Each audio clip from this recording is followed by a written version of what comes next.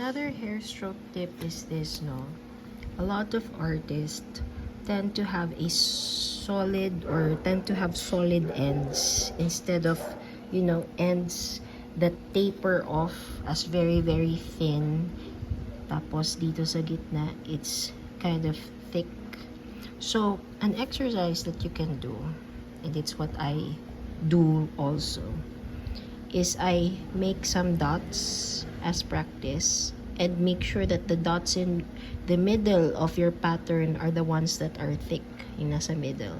And then, you try to connect the dots.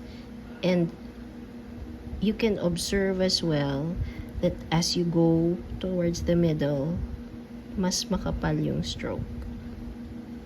And then, going towards the end, numinipis ulit yung stroke. So, with this kind of, idea, all strokes in nano brows should always be thin, thick, and thin. So, if we're not going to work on the dots and we're just going to do it manually, so you start as thin, and then you build up, build up,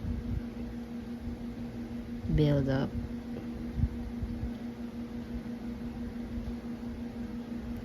and end it like that. So that's how you do a stroke, and that's how you are able to make strokes really defined and smooth and not shaky and not crooked.